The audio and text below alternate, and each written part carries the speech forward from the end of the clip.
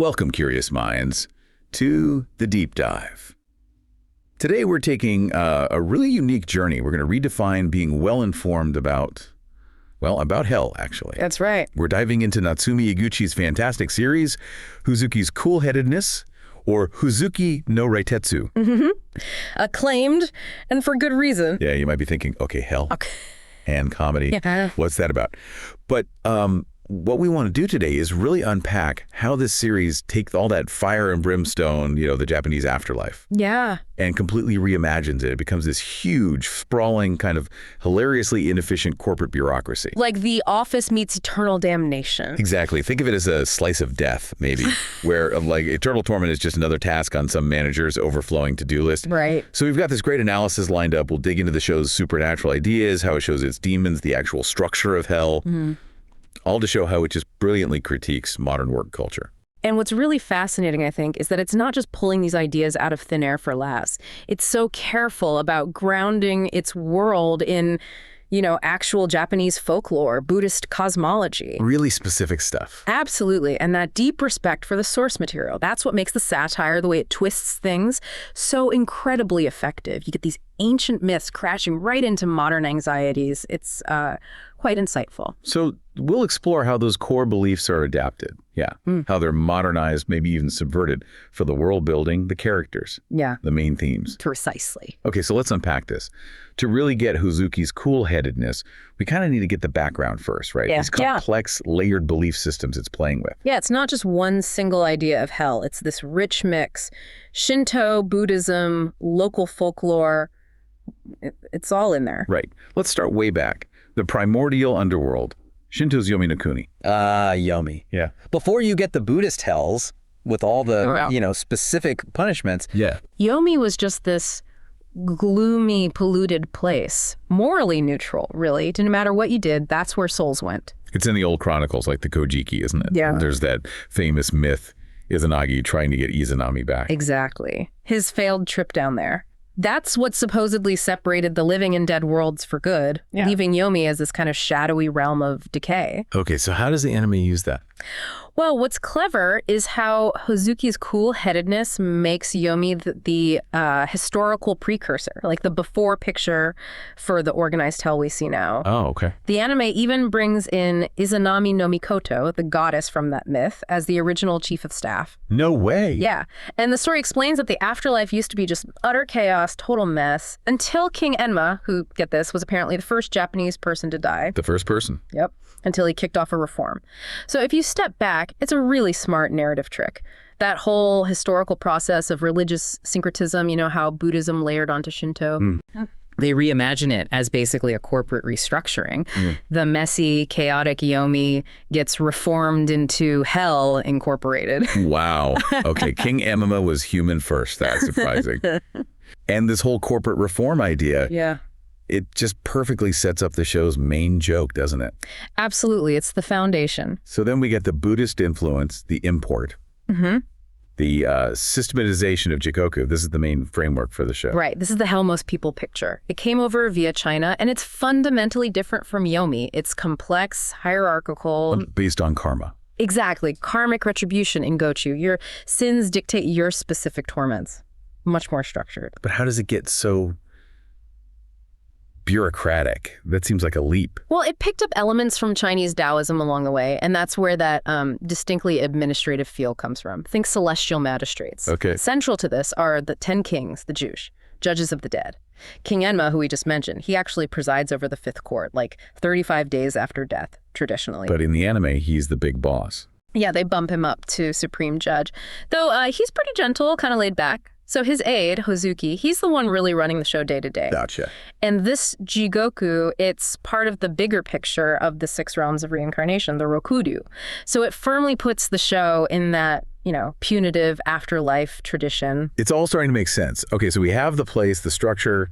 What about the inhabitants? The only the demons. From these like ancient invisible spirits to the ones we usually picture, horns, iron clubs, the kanabu. They're not just monsters, are they? They've got a really complex history in Japanese tradition. They really do. Folklore gives us loads of oni types, ancestral spirits, sometimes. Mountain ascetics gone bad. Yeah. Torturers in Buddhist hells. Even humans transformed. Transformed, how? Intense emotions usually. Rage, jealousy, vengeance. Or sometimes like Hozuki himself. His origin story is key here. Oh, yeah. What's the deal? He was originally a human child named Chush, sacrificed, and then reborn as an Oni through something called Onibi demon fire. So that puts him squarely in that category, a human transformed by immense suffering and, well, a desire for vengeance. It definitely adds this cynical edge to his whole character, grounds his, let's say, enthusiasm for torment. And I heard something about the colors. Different colored Ani meaning different vices. Red for greed, blue for anger.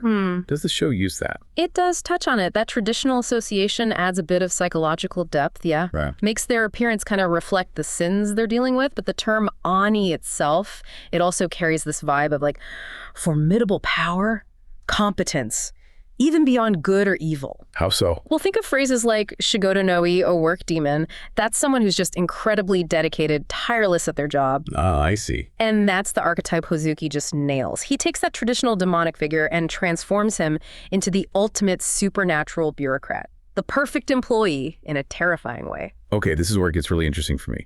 The absolute genius of the show is taking all this tradition, all these layers, and then just reorganizing hell like it's a modern corporation. Yes, that's the core. That shift from supernatural horror to mundane bureaucracy, that's the main world-building idea, right? Okay. And where most of the comedy comes from. Absolutely. It drives everything. Mapping the infernal realms. Yeah. You said a tour of 272 departments? That's what the anime states. You've got the 8 greater hells, Hachidai Jigoku, and the 8 cold hells, Hachikan Jigoku.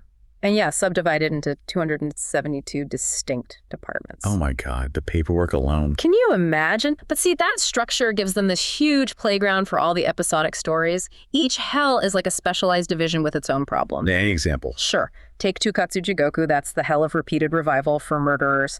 It has a sub-department, Fukushochi, just for animal abusers. Okay. And the karmic twist. It's staffed by the actual animals who are abused in life, including Momotaro's old buddies, Shiro the dog, Katsuki the monkey, Rurio the pheasant. Wow. So the victims get to run the department. Exactly. Talk about institutionalized payback. Or Shugo Jigoku, the hell of crushing, traditionally for sexual sins. It's turned into this bustling red light district managed by various yukai and staffed mostly by female Oni. And the boss there. Chief Assistant Oko, who happens to be Hozuki's childhood friend. It's a complete reimagining. So traditional punishments are modernized, institutionalized. That's wild. Even Kukan Jigoku, for alcohol sins, has modern treatment facilities. Yep. Alcohol dependency programs right there in hell. And the 8 cold hells, they've got specialists like Yukiona Snow Women and fierce Namahash figures as regional cryo punishment experts. It's just meticulously turning this abstract horror into, well, funny logistics. Precisely. And that detailed setup, all those departments and staff, it leads right into the bureaucracy of it all. That's maybe the sharpest satire, right? Replacing cosmic horror with just mundane work. Totally. Hell isn't just about suffering. It's dealing with very real-world office problems. Chronic understaffing is a huge one. Overwork, budget cuts.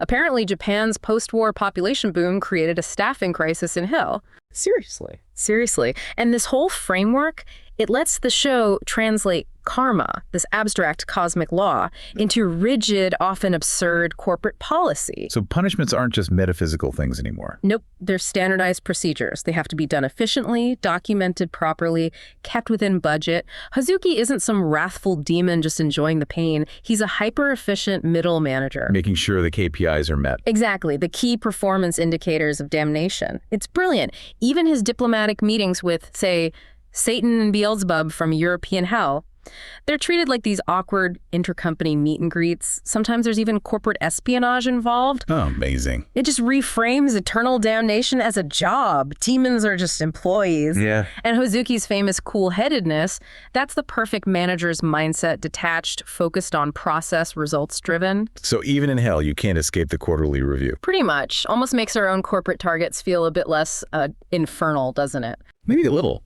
Okay, so who are the characters making this all tick?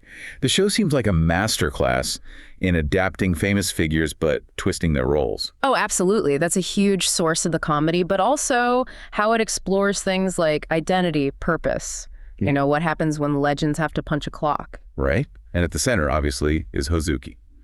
the chief of staff, the ultimate work demon. He really is. He's technically a Kishin, a fierce god type, huge demonic power, carries that massive iron club, the kanabu. Which reminds me of that proverb, oni ni kanabu, making the strong stronger. Exactly that. But his real strength, it's his brain, his organizational genius, his manipulative skills. He basically runs the underworld from behind the scenes. He just perfectly embodies that Shigoto no Oni, the work demon, channeling all that supernatural focus into just professional excellence. What about his background? You mentioned he was human. Right, and that's key. He's got the official title of a Buddhist hell warden, sure, but his origin as Chush, the sacrificed kid reborn through demon fire, that connects him to the whole vengeful spirit idea. So it gives him a different perspective. Totally. A very cynical view of human stupidity, probably. It grounds his sadistic side in something personal, something understandable, even if it's terrifying. That mixed scary demon and relatable overworked office manager, it's just perfect for the show's themes. And it's not just him. The afterlife is packed with folklore figures basically on the payroll, right? Getting a second career. Yes. Like Momotaro, the Peach Boy. Everyone knows him. Oh yeah, what happens to him? It's hilarious, isn't it? It's brilliant satire. He shows up in hell, still full of himself, ready to slay ogres, and Hozuki just effortlessly flattens him and basically tells him his skills are obsolete, not needed in modern bureaucratized hell. Ouch. Poor Momotaro. Right. So Hozuki re-employs him, ships him off to Shangri-La, the Chinese paradise, to become an apprentice pharmacist under Hakutaku, this celestial beast. So it goes from hero to apprentice. Yeah. From famous warrior to this kind of disillusioned but still a hardworking employee in a totally new field. It's a great look at identity, how even legends have to adapt or find a new gig. Imagine Hercules having to, file expense reports.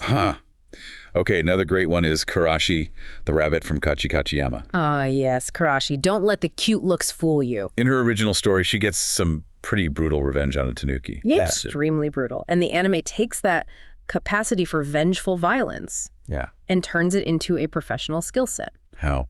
Where does she work? She becomes one of Hell's most talented and feared tormentors. She specializes in the animal cruelty section back in Chikatsu Jigoku. Oh, perfect place for her. Right. But her cute look hides this absolutely ferocious hair-trigger temper, just mention the word tanuki, and she loses it.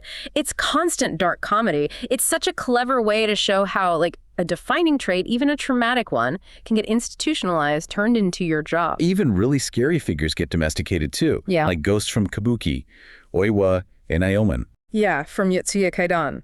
Instead of being terrifying ghosts, they show up as this basically dysfunctional couple having a high-speed chase in a flying yukai taxi, an Oboro Guruma. Amazing. It just strips away the horror. Exactly. Makes them seem like ordinary folks squabbling.